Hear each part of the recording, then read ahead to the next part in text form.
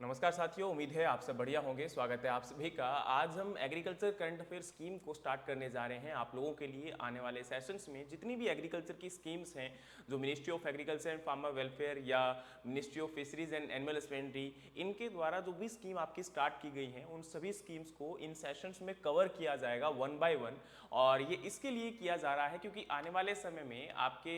Agriculture field officer, RRB SO या FCI और भी बहुत सारे एग्रीकल्चर के एग्जाम हैं जो आने वाले समय में आपके होने वाले हैं। तो उन सभी के लिए ये स्कीम एग्रीकल्चर करंट अफेयर का पार्ट आपके लिए काफ़ी इंपॉर्टेंट रहने वाला है। तो आज हम इस सेशन की शुरुआत में सबसे पहले कवर करने जा रहे हैं प्रधानमंत्री फसल बीमा योजना। ये स्कीम क्या है और इसमें कितना बजट दिया गया है, इसके बाद इसमें क्या क्या चेंजेस हुए हैं, बहुत सारी चीज़ें हैं जो आप कवर कर सकते हो और आपके एग्जाम के अंदर यहाँ से क्वेश्चन भी पूछा जा सकता है। तो चलिए स्टार्ट करते हैं इस स्कीम को। सबसे पहले आपको पता होगा कि प्रधानमंत्री फसल बीमा योजना, नाम से पता चल रहा है एक तो कि इस स्कीम के अंदर फसल का बीमा किया जाएगा, यानी कि क्रॉप का इंश्योरेंस किया जाएगा। अब देखिए, क्रॉप का इंश्योरेंस क्यों जरूरी होता है। सबसे पहले आप एक बेसिक सी बात समझिए। जैसे हम ह्यूमन बींग है, हम सब लोग अपना अपना इंश्योरेंस करवाते हैं। हम इंश्योरेंस करवाते हैं तो हम क्या करते हैं, हमारा एक प्रीमियम जो है वो हर मंथ या हर मतलब क्वार्टरली या फिर हर ईयरली जो है हम लोग पे करते हैं। और अगर जैसे कि फॉर एग्जांपल इंश्योरेंस किस पर्पस के लिए करवाया गया है उसके अकॉर्डिंग, जैसे अगर वो लाइफ आपका इंश्योरेंस है तो उस केस में अगर बाई चांस आपकी, भगवान ना करे कि ऐसा हो, लेकिन अगर किसी भी वजह से आपकी डेथ हो जाती है या जिस भी पर्सन का इंश्योरेंस था उसकी डेथ हो जाती है, तो उसके बाद उसकी फैमिली को कुछ अमाउंट मिल जाती है जो कि उसकी फैमिली की कंप्लीट जो आपकी कहते हैं ना कि रिप्लेसमेंट है वो तो नहीं कर सकती, लेकिन अगर घर में आप अकेले कमाने वाले थे, जो पर्सन की डेथ हुई थी वो अगर अकेला कमाने वाला था, तो उसकी फैमिली को सर्वाइवल के लिए कुछ अमाउंट मिल जाता है और जिसके बिहाफ पर वो आने वाले टाइम को कुछ आसानी से निकाल सकते हैं, वरना एकदम से दुखों का पहाड़ टूट जाता है। उसी प्रकार से अगर आप लोग सोचकर देखिए कि हमारे भारत के अंदर जो एग्रीकल्चर है वो काफी हद तक मानसून डिपेंडेंट है, यानी कि हमारे देश के अंदर आपको पता है प्रेजेंट टाइम में मानसून कभी भी आ सकती है और कभी भी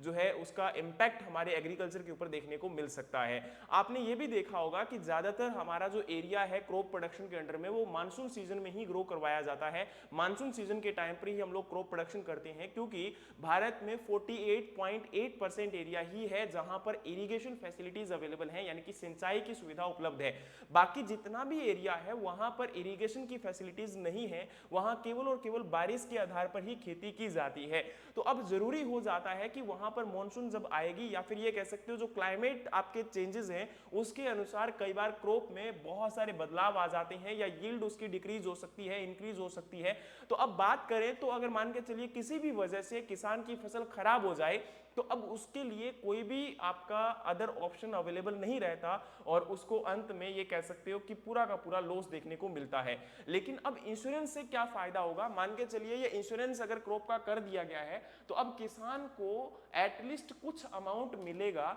जो कि उसका, एक वही बात है कि पूरी फसल की रिकवरी तो शायद पॉसिबल ना हो पाए, लेकिन कुछ अमाउंट उसको मिलेगा जो कि उसको सर्वाइवल के लिए, आने वाले सीजन के लिए जो भी आपकी उसकी बेसिक नीड्स की रिक्वायरमेंट है वो कंप्लीट हो सकेगी। ठीक है, तो इसी चीज को हम लोग यहां पर जो है आप डिस्कस करने वाले हो। सबसे पहले बात करें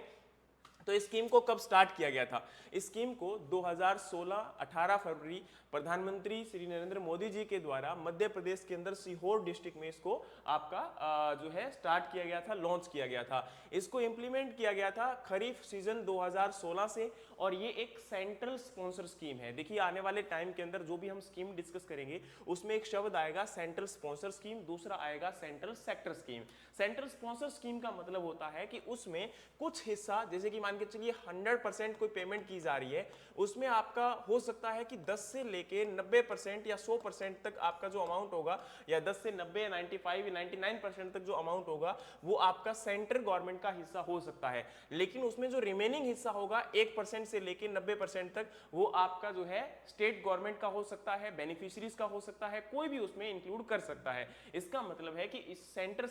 जो स्पॉन्सर स्कीम होती है उसमें कुछ पैसा सेंटर सरकार के द्वारा लगाया जाता है, केंद्र सरकार के द्वारा लगाया जाता है, बाकी पैसा राज्य सरकार के द्वारा लगाया जाता है। लेकिन जो सेंटर सेक्टर स्कीम होती है उसमें 100% पैसा केंद्र सरकार के द्वारा ही लगाया जाता है। तो ये दो शब्द आपको हमेशा ध्यान रखने हैं कि इनमें क्या अंतर होता है। अब बात आती है कि इस स्कीम का जो प्रधानमंत्री फसल बीमा योजना है, इसका मेन एम क्या है, मेन गोल क्या है। तो इसका मेन गोल है कि किसानों को अगर कोई क्रॉप आपकी लॉस हो रही है, डैमेज हो रहा है, तो उस केस में अब किसान के लिए कोई चारा या ऑप्शन अवेलेबल नहीं है, तो उसको एटलीस्ट फाइनेंशियल सपोर्ट अवेलेबल हो सके, उसी के लिए इस स्कीम को स्टार्ट किया गया है। ठीक है, तो जैसे मैंने अभी आपको बताया, मान के चलिए कोई क्रॉप आपकी तूफान की वजह से या फ्लड की वजह से या ड्रॉट की वजह से खराब हो जाती है, तो किसान को कुछ अमाउंट उसका मिलेगा, जो इंश्योरेंस अमाउंट डिसाइड की जाती है वही अमाउंट उसको मिलेगी। अब मान के चलिए फॉर एग्जांपल 1 एकड़ में 1 लाख का उत्पादन होने वाला था, लेकिन उसको इंश्योरेंस मिल रहा है 50,000 का, तो एटलीस्ट उसको 50,000 रुपए तो मिले। पहले तो उसको कुछ भी नहीं मिल रहा था, क्रॉप अगर लॉस हो गई तो कंप्लीटली उसका लॉस हो जाता था, लेकिन अब 50,000 रुपए अगर उसको मिल रहे हैं तो कुछ हद तक उसको अमाउंट मिला, जो कि उसको हेल्प करेगा, जो भी उसका इनपुट कॉस्ट यानी कि जो लागत लगी थी या जो फैमिली की नीड थी उस टाइम पर, या अगले समय में जो बिजाई के लिए उसको पैसे की जरूरत है, वो यहां से उसको कंप्लीट हो पाएंगी और वो आगे अपनी लाइफ को कंप्लीट या कंटिन्यू कर पाएगा। अब हम बात करते हैं स्कीम लिवरेज्ड बाय द प्रधानमंत्री फसल बीमा योजना। अब यानी कि देखो, एक बात ध्यान रखिएगा कि ऐसा नहीं है कि इससे पहले कोई स्कीम देश में नहीं चल रही थी। पहले देश के अंदर स्कीम चल रही थी नेशनल एग्रीकल्चर इंश्योरेंस स्कीम, जो कि रबी और समर सीजन अलग अलग के लिए आपका 1999 से 2000 तक थी, और 1999 2000 के अंदर इसको स्टार्ट किया गया था। और दूसरी स्कीम थी modified national agriculture insurance scheme, जो कि सितंबर 2010 में स्टार्ट किया गया था। इन दोनों स्कीम को ही मर्ज कर और ये कह सकते हो कि एक नई स्कीम को निकाल दिया गया, प्रधानमंत्री फसल बीमा योजना। और आपको पता होना चाहिए कि प्रधानमंत्री फसल बीमा योजना जब आई थी तो ये केसीसी होल्डर यानी कि जिन किसानों के पास किसान क्रेडिट कार्ड था या जिन्होंने किसान क्रेडिट कार्ड के अंतर्गत लोन लिया हुआ था, उन किसानों के लिए ये स्कीम आपकी क्या थी, कंपलसरी थी, जरूरी थी। उनका प्रीमियम ऑटोमेटिकली डिडक्ट हो जाता था उनके अकाउंट से। तो यही स्कीम बाद में आपका इसके अंदर बदलाव हो गया था, आगे हम बात करेंगे इसके बारे में। लेकिन आपको इतना पता होना चाहिए कि ये दो स्कीम को मिलाकर इस स्कीम को जो है आपका बनाया गया था, या एक कह सकते हो कि इन दोनों स्कीम को रिप्लेस किया गया था प्रधानमंत्री फसल बीमा योजना के द्वारा। अब ये एक पोर्टल है, जिस पोर्टल के ऊपर जाकर आप सारी जानकारियां ले सकते हो, जैसे कि फॉर एग्जांपल आपका इंश्योरेंस का प्रीमियम कितना रहेगा, तो ये एक कैलकुलेटर है, इसके माध्यम से आप कैलकुलेट कर सकते हो। आपकी जो एप्लीकेशन यहां पर है उसका स्टेटस आप आइडेंटिफाई कर सकते हो। कृषि रक्षक एक पोर्टल है, एक हेल्पलाइन नंबर है कि आपकी जो क्रॉप का लॉस हुआ है या आपको कितना पैसा मिलने वाला है, कब पैसा मिलने वाला है, उसकी जानकारी आप यहां इस पोर्टल के ऊपर ले सकते हो। Weather information network and data system, जिसको हम विंड्स के नाम से जानते हैं, ये वो पोर्टल है जो कि आपके एरिया के वेदर अपडेट के बारे में आपको जानकारी देता है। और वहीं पर क्रॉपिक एक आपका collection of real time observation and photograph of crop. अब जैसे मान के चलिए आपकी क्रॉप की जो हेल्थ है वो कैसे हम मॉनिटर कर सकते हैं, कैसे हम उसको असेस कर सकते हैं, आपकी क्रॉप में कितना लॉस हुआ है उसको आप क्रॉपिक्स के द्वारा जो है आइडेंटिफाई किया जाएगा। वहीं अगर हम बात करें तो फार्मर कॉर्नर, यानी कि आप क्रॉप इंश्योरेंस को अप्लाई कर सकते हो इस पोर्टल के थ्रू। अब सारी की सारी जानकारी आप इस पोर्टल के थ्रू जो है आप कर सकते हो, और ये भारतीय सरकार का ministry of agriculture and farmer welfare के अंडर में ये पोर्टल आपका डेवलप किया गया है, और यहीं से आपको सारी जानकारियां मिल सकती है। अब बात करें तो अलग अलग इंश्योरेंस कंपनीज भी हैं, जैसे जो सरकार की इंश्योरेंस कंपनी है एग्रीकल्चर इंश्योरेंस कंपनी, आज उसका हिस्सा काफी हद तक जो है सबसे ज्यादा है, जिसके अंडर में इंश्योरेंस किया जाता है किसानों का। उसके बाद में रिलायंस और भी बहुत सारी कंपनियां हैं जो किसानों के लिए इंश्योरेंस का काम करती है और इंश्योरेंस जो है आपको अवेलेबल करवाती है, उपलब्ध करवाती है। ठीक है, चलिए अब हम आगे बढ़ते हैं। नेक्स्ट आपका यहां पर है कि जो एनहेंसमेंट, अब देखो प्रधानमंत्री फसल बीमा योजना के अंदर बजट या आपका एलोकेशन कितना हुआ है, तो 69,515 करोड़ रुपीस इसके लिए क्या हुए हैं, एलोकेट हुए हैं। वहीं अगर हम बात करेंगे तो creation of fund for innovation and technology. अब जैसे मान के चलिए आप लोग जानते हैं कि अभी इसमें क्या नई इनोवेशन की जाती है, क्या आपकी नई टेक्नोलॉजीज को लाया जा सकता है जिससे जो लॉस आपका हो रहा है या जो डिसबर्समेंट है पेमेंट का वो आसानी से किया जा सके, बिना किसी मतलब आपके डिले के, या फिर उसके अंदर कोई आपका जो है किसी किसान के साथ ज्यादा जायती ना हो। तो उस सब के लिए यहाँ पर नई इनोवेशन और टेक्नोलॉजीज के लिए भी एक अलग से फंड दिया गया है, that is the 824.77 crore rupees. Use of technology for faster assessment, faster claim settlement and lesser disputes. अब आपको पता है कि डिस्प्यूट्स काफी ज्यादा होते हैं क्योंकि एग्रीकल्चर बहुत ज्यादा वर्सेटाइल है, और एग्रीकल्चर में वर्सिलिटी के सबसे बड़े रीजन क्या है, क्योंकि ये प्रैक्टिकल फील्ड है आपका। खेत में जब हम फसल को बोते हैं तो फसल को बोने से लेकर जब उसकी हार्वेस्टिंग की जाती है, उसकी कटाई की जाती है, तब तक हमें नहीं पता कि कब क्या हो जाएगा, किस समय आपकी फसल किसी कारणवश खराब हो सकती है। और कई बार क्या होता है कि ऐसा अनावश्यक रीजन वहां पर निकल कर आता है जो कि ऑलरेडी इंश्योरेंस कंपनीज के द्वारा वहां पर आपका इंक्लूडेड नहीं था। तो उन केसेस में किसान क्या करेगा? तो अब कई बार क्या होता है, किसानों के बीच में और कंपनीज के बीच में या सरकारों के बीच में आपका डिस्प्यूट क्रिएट हो जाता है। तो उन डिस्प्यूट को कम से कम किया जाए, पेमेंट आपका सेटलमेंट जल्दी किया जाए, और इसके साथ साथ में फास्टर असेस किया जाए कि लॉस कितना हुआ है, और उस लॉस को आइडेंटिफाई करके जल्दी से पेमेंट आपकी की जाए। तो उसके लिए इन टेक्नोलॉजीज का होना जरूरी है। Digital technology for easier enrolment and the greater coverage, यानी कि सिंपल सा फंडा है कि अगर आपका डिजिटल एनरोलमेंट की बात करेंगे, अगर कागज कार्रवाई में हम लोग उलझ कर रह जाएंगे जैसे कि पहले पुराने जमाने में होता था, आज भी वैसे बहुत सारी डॉक्यूमेंट प्रोसेस हमारी होती हैं, लेकिन सबसे ज्यादा जरूरी ये होता है कि इन डॉक्यूमेंट प्रोसेसेस को इजी किया जाए, आसान किया जाए। तो उसके लिए यहाँ पर क्या है कि आपका इन टेक्नोलॉजीज को यूज किया जा रहा है। नेक्स्ट है use of direct benefit transfer for frictionless transfer of the funds, यानी कि जो पैसा आपका ट्रांसफर किया जाए वो डायरेक्टली अकाउंट या बेनिफिशियरीज के अकाउंट में आना चाहिए, उसमें किसी प्रकार का डिस्पर्समेंट या बीच में कोई मिडिल मैन का कंट्रीब्यूशन नहीं होना चाहिए, ताकि पेमेंट डिले ना हो और डायरेक्टली जो है किसान को फायदा इसका हो सके। अब बात करते हैं यहाँ पर नेक्स्ट, तो आपका इस स्कीम के बारे में थोड़े से अपडेट हैं जिनको आप लोग जरूर याद कर लीजिएगा। ये प्रेजेंट टाइम में लार्जेस्ट स्कीम है इन टर्म ऑफ पॉलिसीज जो आपकी इशू की जाती है। वर्ल्ड के अंदर सबसे बड़ी स्कीम है नंबर ऑफ पॉलिसीज के रिस्पेक्ट में अगर हम बात करें जो इशू की जाती है, और टोटल प्रीमियम के रिस्पेक्ट में बात करें तो वर्ल्ड के अंदर थर्ड लार्जेस्ट स्कीम है ये, ठीक है। अब देखिए 23 स्टेट और यूटीज अभी तक इसके अंदर एनरोल कर चुके हैं। 20 एम्पेंटल्ड इंश्योरेंस कंपनीज, यानी कि अभी तक आपकी 23 स्टेट और यूटीज इसमें इंक्लूड है इस इंश्योरेंस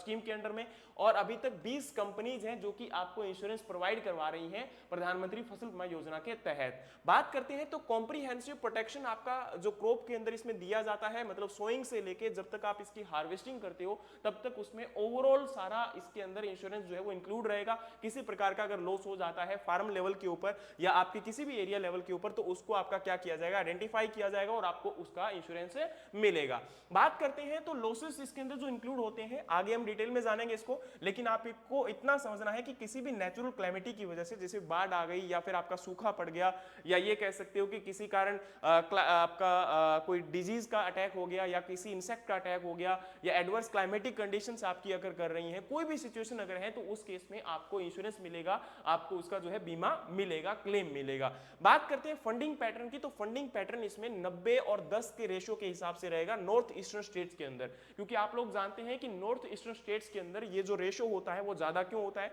इसमें सेंट्रल सरकार के द्वारा 90 रुपए दिए जाएंगे 100 में से, और 10 रुपए दिए जाएंगे सेंट्रल सरकार स्टेट गवर्नमेंट के द्वारा। अब ऐसा क्यों होता है कि नॉर्थ ईस्टर्न स्टेट्स के अंदर ये रेशियो आपका स्टेट गवर्नमेंट का कम हो जाता है, और जो आपके जनरल स्टेट्स होते हैं उनमें 50-50 रहता है। अब देखो सबसे पहले आपको यह समझना पड़ेगा कि जो आपके नॉर्थ ईस्टर्न स्टेट्स हैं वहां पर जो राज्य सरकारें हैं उनका उतना ज्यादा जो टैक्स वगैरह है, या ये कह सकते हैं वो सरकारें उतना कलेक्शन नहीं कर पाती हैं, या उनकी आमदनी इतनी ज्यादा नहीं होती है कि वो इतना बड़ा कंट्रीब्यूशन कर सके, इसलिए वहां पर जो राज्य सरकारों का कंट्रीब्यूशन है वो कम रखा गया है। लेकिन जो जनरल स्टेट है हमारे, वहां पर ये आपका जो इंश्योरेंस अमाउंट है वो आपका 50-50 रखा गया है राज्य सरकार और केंद्र सरकार के बीच में। अब देखो पहले से एक प्रीमियम आपका डिफाइन किया जाता है, उसमें जो आपका किसान का शेयर परसेंटेज रहता है, देखो मान के चलिए टोटल अमाउंट प्रीमियम की है 100 रुपए, तो उसमें से किसान के द्वारा 1.5% से लेके 5% तक ही आपको पे करना है। मान के चलिए अगर 100 रुपए प्रीमियम है तो किसान के द्वारा केवल 5 रुपए ही पे किया जाएगा, बाकी जो 95 रुपए हैं वो आपका राज्य सरकार और केंद्र सरकार उसको मिलकर पे करेंगी उस प्रीमियम को भी। अब देखिए सोच कर देखिए, यहां पर ऐसी बात नहीं है, ये स्कीम बहुत अच्छी स्कीम है अगर देखा जाए according to implementation and according to आपका इसका जो फर्दर मेन एम है और गोल है। हाँ इसमें कुछ कमियां हैं, आगे हम बात करेंगे उनके बारे में, लेकिन वैसे अगर देखा जाए तो काफी इंपॉर्टेंट और अच्छी स्कीम है जिसके तहत में आपका फायदा होता है। तो यहां पर प्रीमियम जो किसान पे करता है वो केवल आपका 1.5% से 5% तक पे करता है, बाकी जो रिमेनिंग 90-95% जो आपका अमाउंट है वो राज्य सरकार और केंद्र सरकार मिलकर पे करती है। अगर वो आपके जनरल स्टेट हैं तो 50-50 50-50 रहेगा, और अगर वो यूटीज या फिर आपके नॉर्थ ईस्टर्न स्टेट्स हैं तो वहां पर क्या रहेगा, ये रेशियो 90% केंद्र सरकार के द्वारा और 10% राज्य सरकार के द्वारा दिया जाएगा। अब बात करते हैं digital and remote sensing technology for efficiency and transparency, यानी कि अब इसके अंदर क्या किया जा रहा है, डिजिटल टेक्नोलॉजीज को ऐड किया जा रहा है, जो मैंने ऑलरेडी आपको बताया, और इसके साथ साथ में रिमोट सेंसिंग टेक्नोलॉजीज को भी ऐड किया जा रहा है, यानी कि दूर बैठकर हम एसेस कर सकें कि कितना लॉस हुआ है, कितना, क्योंकि देखो कई बार क्या होता है कि फील्ड में विजिट करना हर बार जरूरी नहीं है, तो यहां पर आपकी रिमोट सेंसिंग टेक्नोलॉजीज काफी हद तक हेल्प करती है कि फील्ड में कितना लॉस हुआ है और या उस एरिया में कितना लॉस हुआ है, तो उसके बेसिस पर आपका इंश्योरेंस उसके अंदर मिल जाता है, क्लेम आपके किसानों को मिल जाता है। बात करते हैं तो प्रीमियम अब किसान को कितना पे करना पड़ेगा,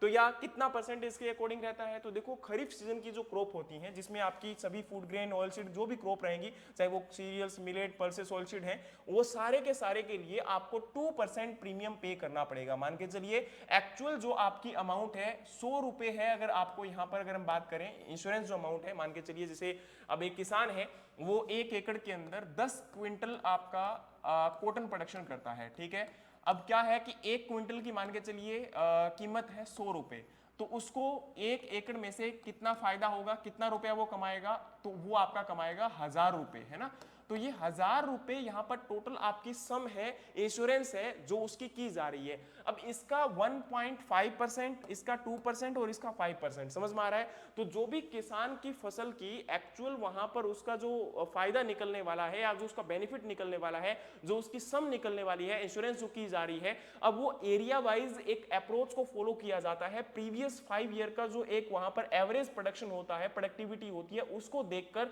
और फिर ये डिसाइड किया जाता है कि वहां पर सम इंश्योरेंस जो है वो कितना रखना है, और फिर उसी के बिहाफ पर आपको 2% प्रीमियम पे करना पड़ेगा खरीफ सीजन में। रबी सीजन के लिए आपको 1.5% प्रीमियम पे करना पड़ेगा, और जो खरीफ और रबी के अंदर कमर्शियल या फिर जो आपकी एनुअल हॉर्टिकल्चर क्रॉप आती है, जैसे हम कमर्शियल की बात करें तो कॉटन आपकी क्या है, एक कमर्शियल क्रॉप है, शुगरकेन क्या है आपकी कमर्शियल क्रॉप है, तो इनके लिए आपको 5% आपका क्या करना पड़ेगा, प्रीमियम पे करना पड़ेगा, इंश्योरेंस प्रीमियम जो है चार्ज आपको पे करना पड़ेगा। जिस भी कंपनी से या जिस भी आप जो है एक एजेंसी से अपना इंश्योरेंस कवर ले रहे हो फसल का, तो उस कंपनी को आपको इतना चार्ज पे करना पड़ेगा, और ये सभी के लिए आपका सेम होगा। अब देखो सेम का मतलब ये नहीं है कि आपका हर किसान के लिए सेम होगा। मान के चलिए अगर आप हिमाचल में हैं, आप हरियाणा में हैं, आप पंजाब में हैं, तो अलग अलग एरिया की जो अप्रोच है या यील्ड अप्रोच है वो अलग अलग रहेगी वहां का। इवन दो हरियाणा के अंदर भी अगर हम बात करें या पंजाब के अंदर भी बात करें, आपके यूपी के भी बात करें, तो अलग अलग जो डिस्ट्रिक्ट्स हैं वहां पर आपकी जो यील्ड है, एवरेज यील्ड है, वो अलग अलग निकल कर आएगी, और उसी के अनुसार आपको प्रीमियम भी अलग अलग पे करना पड़ेगा। जैसे मान के चलिए कोई पर्टिकुलर रीजन आपका राजस्थान का, बीकानेर का है या जैसलमेर का है, तो वहां पर आपको पता है प्रोडक्शन बहुत कम होता है, लेकिन वहीं अगर राजस्थान का हनुमानगढ़ या गंगानगर डिस्ट्रिक्ट का है तो वहां पर प्रोडक्शन काफी ज्यादा होता है। तो एवरेज यील्ड हनुमानगढ़ डिस्ट्रिक्ट की या गंगानगर डिस्ट्रिक्ट की ज्यादा है राजस्थान में, तो उसके अनुसार आपका इन किसानों को प्रीमियम भी ज्यादा पे करना पड़ेगा, और वहां जहां पर आपको जो एवरेज यील्ड कम है तो वहां पर उनको प्रीमियम भी कम पे करना पड़ेगा। ये आपको बात समझनी है इसके अंदर। ये जो है वो तभी आपका समझ सामने निकल कर आता है जब क्रॉप कटिंग एक्सपेरिमेंट या जो डेटा लिए जाते हैं उससे एक एवरेज यील्ड आपकी निकाली जाती है, और उसी के आधार पर आपका प्रीमियम किया जाता है। ठीक है, चलिए अब हम बढ़ते हैं आपके नेक्स्ट पार्ट की तरफ। तो इसमें आपका जो रिस्क है वो कौन कौन से कवर किए जाएंगे, तो देखो सबसे पहले कॉम्प्रिहेंसिव यानी कि ओवरऑल जो रिस्क है वो कवर किए जाएंगे। इसके अंदर सोइंग से लेके हार्वेस्टिंग तक। अब देखो सबसे पहले आपको ये समझना है कि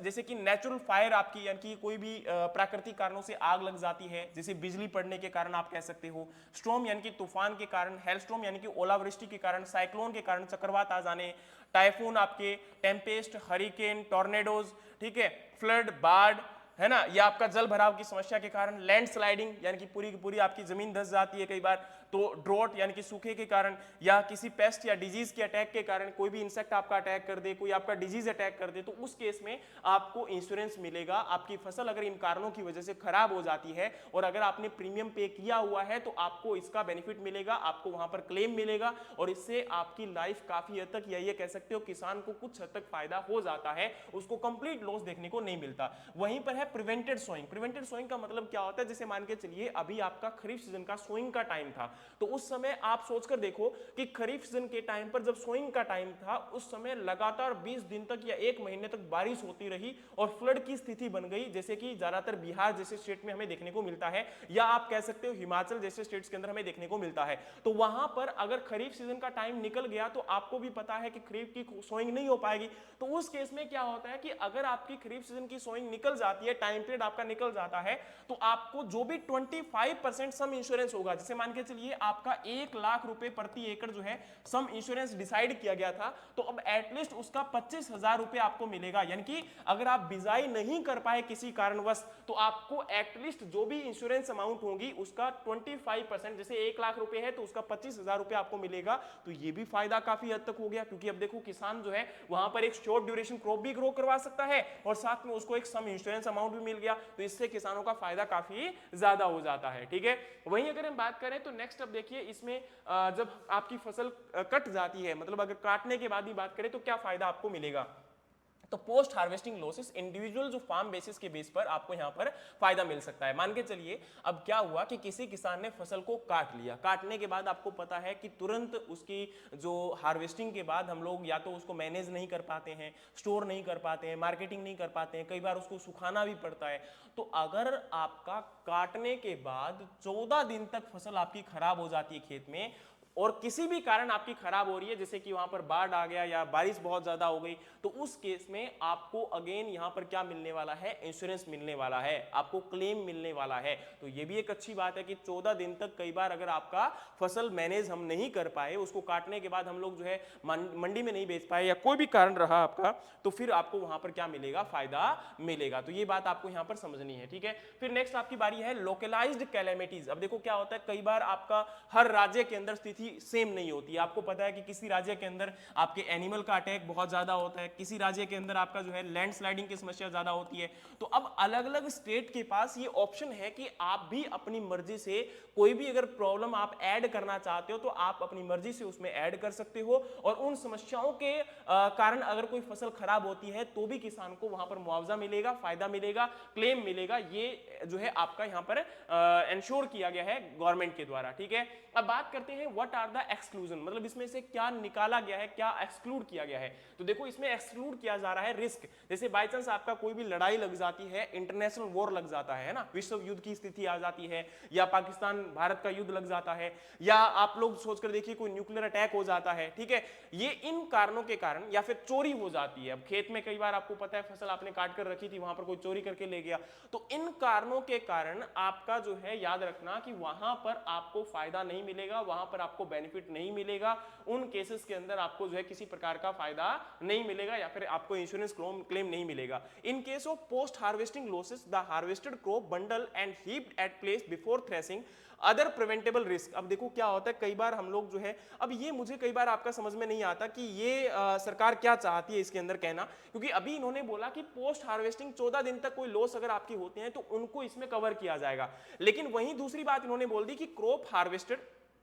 crop bundle and heap at a place before threshing, other preventable risk. अब यानी कि क्या है, मान के चलिए क्रॉप को आपने हार्वेस्ट कर लिया और अगर आपने उसको ढेर नहीं बनाया है और उस समय आपकी लॉस हो जाता है तो फिर हम उसको कवर नहीं करेंगे। ये जो है आपके कई जो लूप होल इसके अंदर जो देखने को मिलते हैं, उनकी वजह से आज भी किसान परेशान है। आपने देखा होगा कि पिछले साल हरियाणा के अंदर और राजस्थान के अंदर कई किसानों को उनका क्लेम नहीं मिला था गवर्नमेंट के द्वारा, या ये कह सकते हो जो एजेंसीज थी उनके द्वारा ये कह के उसको नकार दिया गया कि ये हमारे क्लोज के अंदर इंक्लूड नहीं है। तो वो जो चीजें हैं वो काफी हद तक डिफिकल्ट करती हैं, और आज किसान मैक्सिमम इसी वजह से इंश्योरेंस ले भी नहीं पा रहे हैं और इसका फायदा भी उनको नहीं मिल पा रहा है। तो ये जो बीच में आपके किसी प्रकार के इंटरमीडिएट या फिर ये कह सकते जो समस्याएं देखने को मिलती हैं, उनको गवर्नमेंट की तरफ से पूरा एक्सक्लूड करना पड़ेगा, और एक फेयर एंड ये कह सकते हो कि डायरेक्ट फॉर्म के अंदर गवर्नमेंट को एक डायरेक्टली नोटिफिकेशन निकालना पड़ेगा कि ये जो है क्लोज यहां पर इंक्लूड रहेंगे और इसमें ये चीज नहीं रहेगी, डायरेक्ट उसमें इंक्लूड होना चाहिए। पर्टिकुलरली अगर आप ऐसा करते हो, सरकार की तरफ से वो नियमावली आती है, तो मुझे लगता है कि काफी हद तक आसान हो जाएगा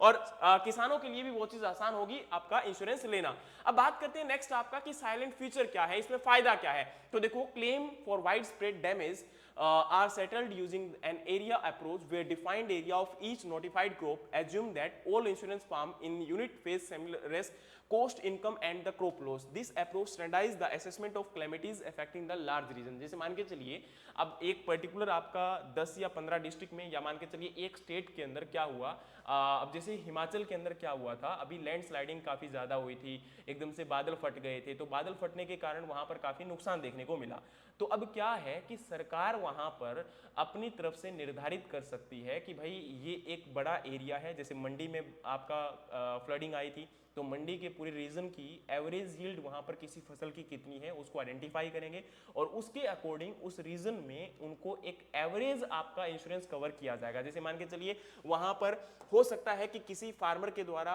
50 क्विंटल यील्ड निकाली जाती हो सकता है कि किसी फार्मर के द्वारा 40 क्विंटल यील्ड निकाली जाती हो। तो ऐसा नहीं है कि इस फार्मर को 50 के अकॉर्डिंग मिलेगा, इस फार्मर को 40 के अकॉर्डिंग मिलेगा। वहां पर क्या किया जाता है, इन सब की एक एवरेज निकाल लेते हैं। जैसे मान के चलिए एवरेज आपकी 40 क्विंटल निकल कर आई, तो अब क्या होता है कि कई बार जो 50 क्विंटल वाला होता है इसको थोड़ा बहुत नुकसान झेलना पड़ेगा, है ना, क्योंकि वहां पर एक लार्ज एरिया बेस पे जब अप्रोच आपकी फॉलो की जाती है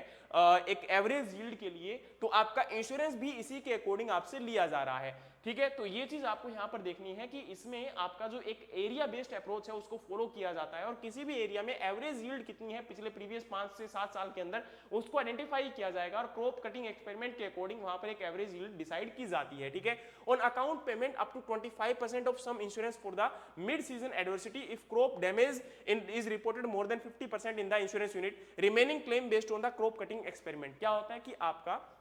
ऑन अकाउंट पेमेंट, यानी कि जिसको फॉर एग्जांपल जितना भी अमाउंट आपका इंश्योरेंस किया गया है, जैसे फॉर एग्जांपल आपका अमाउंट यहां पर इंश्योरेंस किया गया है 1 लाख रुपए, तो क्या होगा, अब सबसे पहले तो 25% आपको, अगर किसी भी वजह से क्रॉप आपकी लॉस हो रही है तो आपको 25% यानी कि 25,000 रुपए डायरेक्टली आपके अकाउंट में आ जाएंगे। बाकी कितना लॉस हुआ है, जैसे मान के चलिए वहां पर 70% लॉस हुआ है, 80% लॉस हुआ है, 90% लॉस हुआ है, तो उस केस में क्या किया जाता है, आपका वहां पर लॉस को मेजर किया जाएगा, आइडेंटिफाई किया जाएगा कि लॉस कितना हुआ है और फिर उसके आधार पर आपकी अमाउंट जो है वो आपके अकाउंट में आने वाली है। ठीक है, तो ये चीज आपको यहां पर ध्यान रखना है कि ऐसा नहीं कि डायरेक्टली आपके अकाउंट में पैसा आ जाएगा, पहले आपका क्या किया जाएगा, क्रॉप कटिंग एक्सपेरिमेंट के अकॉर्डिंग एक आइडेंटिफाई किया जाएगा कि वहां पर कितनी एवरेज यील्ड निकल कर आ रही है और उसी के आधार पर आपको बेनिफिट मिलने वाला है, फायदा मिलने वाला है, क्लेम मिलने वाला है। ठीक है, नेक्स्ट हम बात करें तो अपडेट क्या है प्रधानमंत्री फसल बीमा योजना के अंदर, वो भी हमें देखना है। तो देखो 2020 के अंदर कुछ अपडेट किए गए थे 19 फरवरी 2020 के अंदर, और ये आपका रीवैम्पिंग यानी कि इसके अंदर कुछ बदलाव के साथ प्रधानमंत्री फसल बीमा योजना और restructured weather based crop insurance scheme. अब इनमें बदलाव क्या है, पहला आपका बदलाव है कि देखो पहले क्या होता था कि जो इंश्योरेंस दिया जाता था उसके अंदर जो आपका प्रीमियम पे किया जाता था केंद्र सरकार के द्वारा वो डायरेक्टली कॉमन किया जाता था, लेकिन बाद में क्या हुआ, अब इसमें जो प्रीमियम आपका पे किया जाता है उसके लिए प्रीमियम रेट को आपका थोड़ा सा जो है अलग कर दिया कि अनइरिगेटेड एरिया जहां पर सिंचाई नहीं होती और जहां पर सिंचाई होती है उन एरिया को अलग कर दिया गया। अब जहां पर सिंचाई होती है वो कौन से एरिया है, वो कौन से क्षेत्र हैं, तो देखो मान के चलिए किसी भी रीजन में 50% से ज्यादा एरिया अगर सिंचाई के अंतर्गत इरिगेशन के अंदर में कवर्ड है तो वो इरिगेटेड एरिया माना जाएगा, और जहां पर 50% से कम एरिया इरिगेटेड है वो आपका अनइरिगेटेड कैटेगरी में माना जाएगा। तो इसमें क्या बोला गया कि आपकी जो प्रीमियम है वो यहां पर सेंटर की सब्सिडी जो है आपके अनइरिगेटेड एरिया में 30% रहेगी और 25% रहेगी किस एरिया के अंदर, आपकी इरिगेटेड एरिया में। तो ये जो है आपका यहां पर नया बदलाव किया गया था, नया चेंज किया गया था। दूसरा इसमें कुछ टेक्नोलॉजी सॉल्यूशंस को ऐड किया गया था, एक तो आपका स्मार्ट सैंपलिंग टेक्निक और दूसरा इसमें optimisation of number of crop cutting experiment. मतलब क्या है कि क्रॉप कटिंग एक्सपेरिमेंट देखो अब 1-2 करके नहीं, उसमें आपका number of crop cutting experiments लिए जाएंगे, फिर उनको ऑप्टिमाइज किया जाएगा, यानी कि एक एवरेज यील्ड यहां पर आपकी अलग अलग क्रॉप कटिंग एक्सपेरिमेंट से ली जाएंगी और उसके आधार पर वहां पर एक एवरेज यील्ड को आइडेंटिफाई किया जाएगा, फिर वहां पर आपको क्लेम मिलेगा। नेक्स्ट है the scheme was earlier compulsory for all the loanee farmers under the KC scheme. मैंने आपको शुरुआत में ही बताया था कि किसान क्रेडिट कार्ड जिन किसानों के पास पहले हुआ करता था 2016 में जब स्कीम आई थी तो सभी किसानों के लिए ये आपका कंपलसरी कर दिया गया था, लेकिन 2020 के अंदर ये कंपलसरी जो आपका स्टेटमेंट था वो हटा लिया गया, यानी कि जो भी किसान वॉलंटरली अपनी मर्जी के मुताबिक अगर इसमें ऐड होना चाहते हैं तो वो ऐड हो सकते हैं, नहीं होना चाहते तो वो अपने आप को अलग कर सकते हैं, वो प्रीमियम नहीं पे करेंगे। दूसरा है कि अगर किसान के द्वारा या ये कह सकते हो खेत में किसी प्रकार का लॉस हो जाता है तो किसान के द्वारा 72 घंटे के अंदर क्रॉप इंश्योरेंस ऐप के ऊपर ऊपर अपनी जानकारी देनी पड़ेगी, या आपके नियरेस्ट जो भी एग्रीकल्चर डिपार्टमेंट है, एग्रीकल्चर ऑफिसर है, उनको आपका इसको अवेयर करना पड़ेगा कि मेरे खेत में इतना लॉस हो गया है जी, आप इसको कवर करिए या इसको आइडेंटिफाई करिए और मुझे इसका क्लेम दिलवाइए। यानी कि सिंपल सा फंडा है कि आपको आपकी फसल का नुकसान होने के 72 घंटे के अंदर अंदर आपको इंफॉर्मेशन देनी पड़ेगी। अगर आप नहीं दे पा रहे हो तो फिर आपको इसका कोई फायदा नहीं मिलेगा। ये सारी जो है इसके अंदर चेंजेस किए गए थे, बदलाव किए गए थे। अब बात करते हैं तो डीजी क्लेम क्या है। डीजी क्लेम क्या है, एक आपका यहां पर खरीफ 2022 सीजन से इसको इंप्लीमेंट किया गया था। इसको मेनली ये कह सकते हो कि नेशनल क्रॉप इंश्योरेंस पोर्टल जो आपका है वहां पर इसके थ्रू क्या किया जाता है कि पब्लिक फाइनेंस मैनेजमेंट सिस्टम के द्वारा इसको एसेस किया जाता है। सेंट्रल गवर्नमेंट और स्टेट गवर्नमेंट इसको मॉनिटर करती है कि प्रीमियम आपका कितना पे किया गया है, किसान को टाइम पर पेमेंट मिला है कि नहीं मिला है, वो सारा का सारा यानी कि क्लेम जो भी किसान को क्लेम मिल रहा है वो क्लेम टाइमली मिल रहा है कि नहीं मिल रहा है, उसको आइडेंटिफाई किया जाता है और उसको ट्रैक किया जाता है कि कितना अमाउंट उसको मिला, कितना लॉस हुआ था, उसके आधार पर ये सारा डेटा रहेगा। और ये नेशनल क्रॉप इंश्योरेंस पोर्टल क्या होता है, ये 2018 में लॉन्च किया गया था, जिसका मेन टारगेट है कि इसमें आपके टाइम टू टाइम वैसे चेंजेस होते रहते हैं, पर मेन इसका टारगेट है कि भाई आपका कोऑर्डिनेशन बना रहना चाहिए, ट्रांसपेरेंसी बनी रहनी चाहिए और आपका डिजिटल यहां पर एक रिकॉर्ड अवेलेबल रहता है कि कितना अमाउंट ट्रांसफर हुआ, कितना नहीं हुआ, कितने किसानों को क्लेम मिला, ये सारा रिकॉर्ड आपका यहां पर जो है इस एनसीआईपी पोर्टल के ऊपर देखने को मिल जाता है। तो ये एक टेक्नोलॉजी का फायदा है कि जहां पर हर एक चीज को एसेस करना क्या है, आसान है। नेक्स्ट हम बात करें तो आपका यहां पर है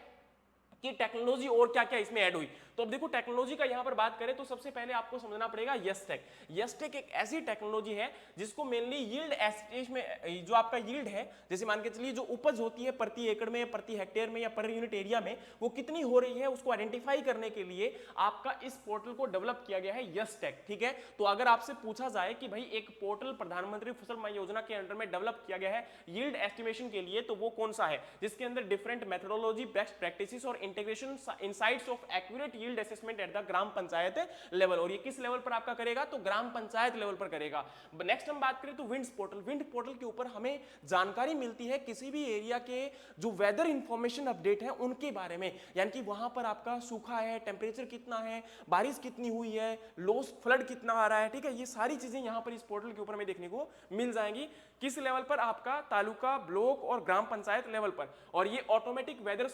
जो स्टेशन होते हैं उनके साथ ये कनेक्टेड होते हैं, वहां से डेटा को कलेक्ट करेंगे और आपको इंफॉर्मेशन प्रोवाइड करने का काम करेंगे, यानी कि एक प्रकार से वेदर कलेक्शन डेटा पोर्टल आप कह सकते हो इसको। नेक्स्ट आपका है AIDE, इसको सहायक कहा जाता है, जिसके अंतर्गत डोर टू डोर हर किसान को जाकर एनरोलमेंट करने की प्रक्रिया आपकी जो है की जाती है, ताकि किसानों को मैक्सिमम इसके अंदर में ऐड किया जा सके, ज्यादा से ज्यादा किसानों को इसके अंदर फायदा दिया जा सके। अब हम बात करें तो यहां पर ये आपका विंड्स पोर्टल है, जिसके ऊपर आपकी वेदर की सारी इंफॉर्मेशन आपको अवेलेबल होती है। आप इसके अंदर देख सकते हो कि आपका टेम्परेचर के बारे में या फिर जो भी आपका रेनफॉल वगैरह के बारे में आपकी सिचुएशन है वो यहां पर आप देख पाओगे, देख सकते हो temperature, rainfall, wind, relative humidity, ये सारी इंफॉर्मेशन जो है आपको यहां पर मिल जाएंगी। नेक्स्ट हम बात करें तो कृषि रक्षक पोर्टल, जो शुरुआत में मैंने आपको बताया था, इस पोर्टल को 2024 फरवरी में लाया गया था। 14447 इसका कॉन्टैक्ट नंबर आप कह सकते हो, जिसके तहत आपका कोई भी क्यूरीज अगर है प्रधानमंत्री फसल बीमा योजना को लेकर, तो अलग अलग लैंग्वेज में यानी कि अलग अलग भाषाओं के आधार पर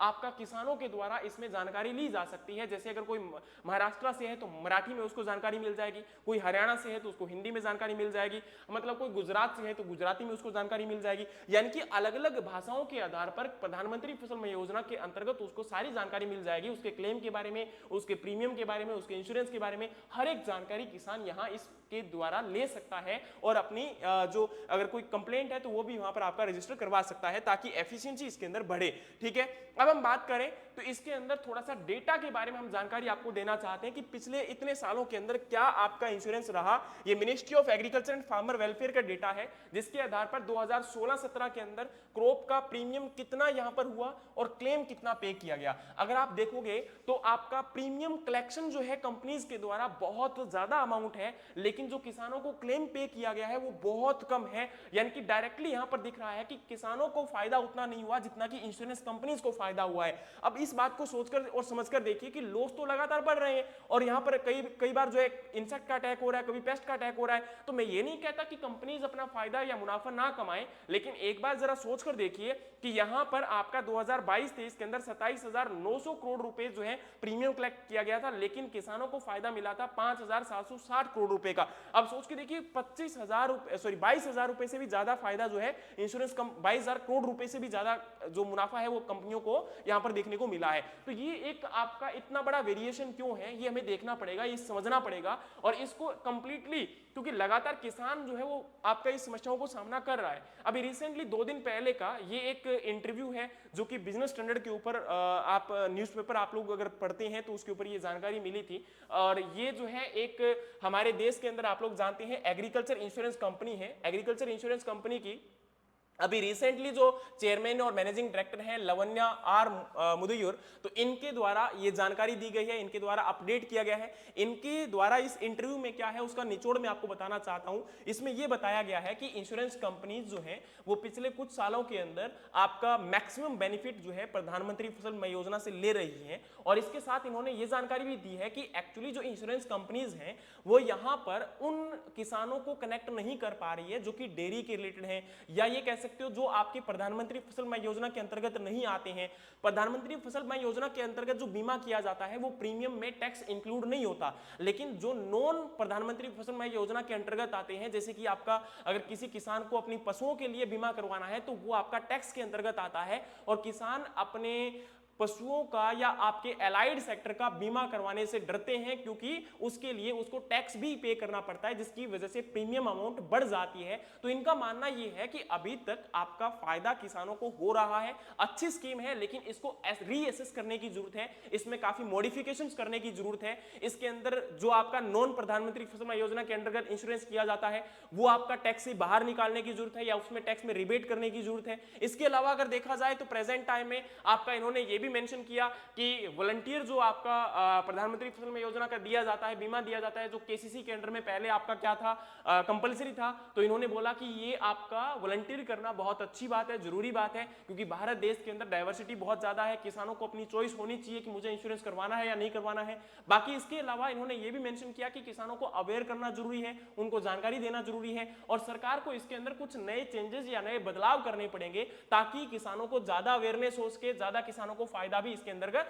मिल सके। तो ये एक अच्छी बात है, लेकिन अभी ये आप समझ सकते हो कि काफी इकोनॉमिस्ट का ये भी मानना है कि इसके अंतर्गत काफी किसानों को फायदा नहीं मिल पा रहा है और कई बार इसके अंदर वेरिएशन इतनी ज्यादा देखने को मिल जाती है कि किसान जो है इससे परेशान हो जाता है और इसकी वजह से वो वापस इससे अपना मुंह मोड़ लेता है। जिन किसानों ने पहले इंश्योरेंस करवाया कईयों को फायदा भी हुआ और कईयों को नुकसान भी इसमें देखने को मिला। तो इसमें एक आपका जो है फेयरनेस लेके आना बहुत जरूरी है, ट्रांसपेरेंसी लेके आना बहुत जरूरी है और मुझे लगता है कि आने वाले समय में सरकार इस ट्रांसपेरेंसी को और ज्यादा मेंटेन करेगी ताकि किसानों को मैक्सिमम फायदा इसमें हो सके। तो एक अच्छी स्कीम है, उम्मीद है कि सारी स्कीम आपको समझ में आ गई होगी। जितना भी मैंने कोशिश की आपके लिए कि सारा डेटा आपको कलेक्ट करके एक जगह पे दे सकूं और वही मैंने स्कीम के तहत किया है। उम्मीद है कि सारी जानकारी आपको अच्छी लगी होगी। अगर आपको सेशन वाकई में पसंद आया है तो लाइक शेयर और सब्सक्राइब करना मत भूलिएगा। जय हिंद, जय भारत, जय जवान, जय किसान।